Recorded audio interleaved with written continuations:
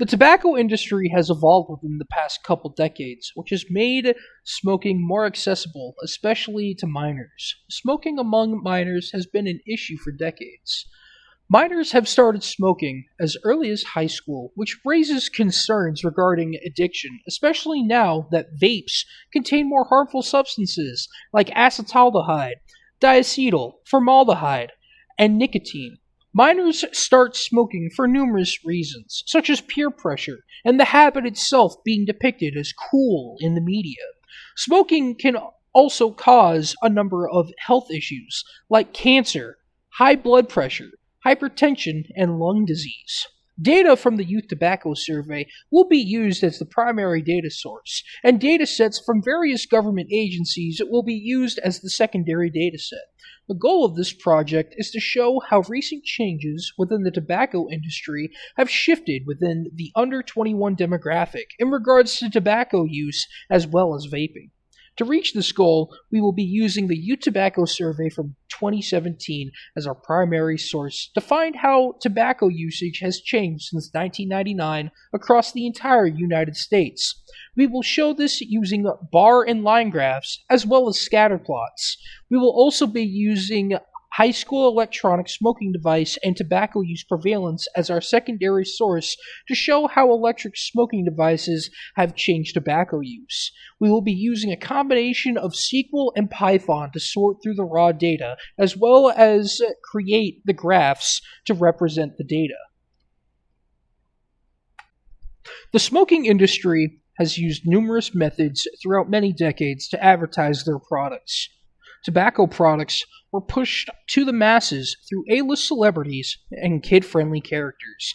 Such celebrities include Desi Arnaz, Lucille Ball, and Ronald Reagan.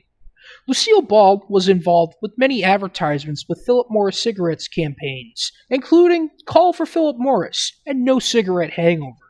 Philip Morris Cigarettes was also a sponsor of I Love Lucy during its run, where Desi Arnaz and Lucille Ball would be depicted smoking tobacco during episodes of the show. Another case of advertising would come with Joe Camel. Joe Camel was created by R.J. Reynolds in 1988 for Camel cigarettes. Joe Camel was designed to be a cool guy who wore leather jackets and would often have a cigarette in his mouth, with one of his first campaigns being smooth character. Throughout the campaign, Joe is shown in different places like bars and pool halls with a cigarette in his mouth while wearing sunglasses.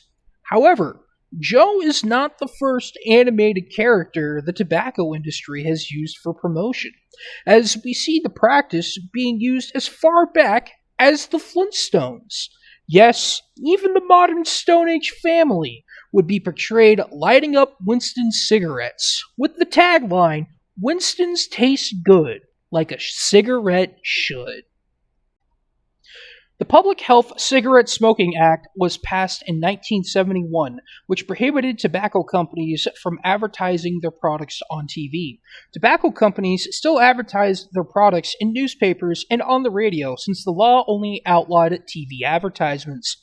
Radio advertisements promoting tobacco products were banned in 1986, which left billboards and public transit as one of the last holdouts for promoting these products. The Master Settlement Agreement was passed in 1998 to prohibit tobacco companies from advertising smoking in the media. The settlement was passed to settle lawsuits brought on by 48 states, including Alabama, Delaware, North Carolina, and Virginia. New restrictions brought upon tobacco companies included banning the use of billboards and cartoons for advertisements and the sale of cigarette-branded merchandise from being sold. The libraries being used to sort through the primary database in the first script include CSV, MySQL Connector, and OS. The CSV library allows the spreadsheets to be analyzed by the script. The script is set to save the information from the database to a directory called Overall. The data is organized into the following categories: educational level, sex, smoking status, and state. The data was organized in chronological order. Updated CSV files are created after and were automatically placed into the designated folders. In the first script, the libraries being used to sort through the primary database include CSV, MySQL Connector, and OS. The script was ran 3 separate times for the groups male, female, and overall. The script would further refine the results to create CSV files for the response types of current, ever, and frequent for each state. The data is organized into the following categories: educational level, sex, smoking status, and state. The data was organized in chronological order. The CSV files are automatically placed into the designated folders with their corresponding sex and state. The second and third scripts are used to create the bar graphs, line graphs, and scatter plots. Both the second and third script use the OS library to allow the script to read files within the directory. The pandas library is being used to analyze the sorted CSV files.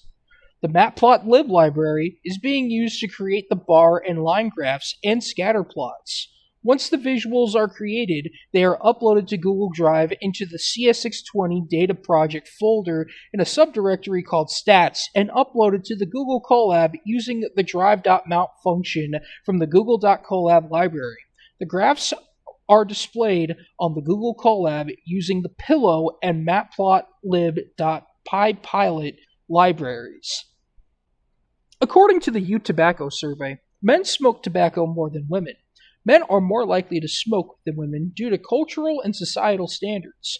Traditional gender roles also play a part in why men smoke more, since tobacco was initially marketed towards men. The Youth Tobacco Survey shows that men are more likely to smoke than women. In Alabama, there were 5 to 7% more men who smoked than women.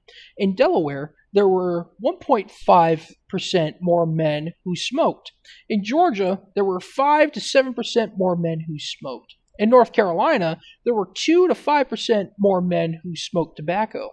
As you can see from the graphs presented, there has been a downward trend in the use of traditional tobacco products since the inception of the survey, with some states being as low as 10% since 2016. In the 2010s, e-cigarettes became more prevalent within the smoking industry.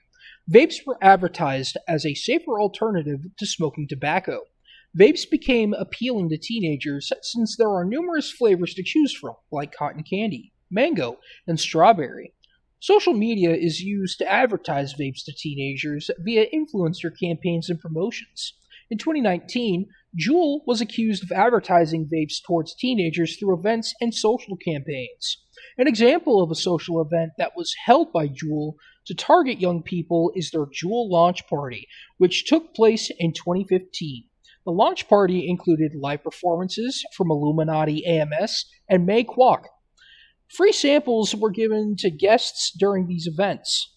Following hashtags were also used to promote Juul products on social media: hashtag design, hashtag electronics, hashtag gadget, hashtag simple, hashtag style, and hashtag technology.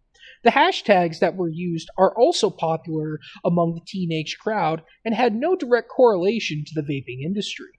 According to a study done by the University of Southern California Keck School of Medicine, the average age of vape users between 18 to 25 was found to be 20 years old, with nearly over 70% of users' education being some college but no degree.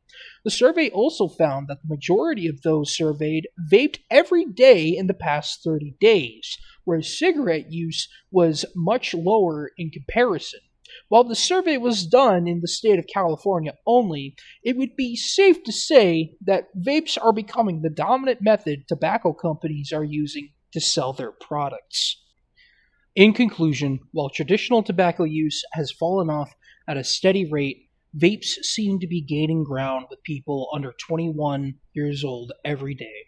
From a business perspective, the tobacco companies have done a marvelous job evolving with the times. But that means that more and more of today's youth are going to be hooked on what could be argued as an even worse alternative, trading tar in the lungs for heavy metals. The more things change, the more they stay the same.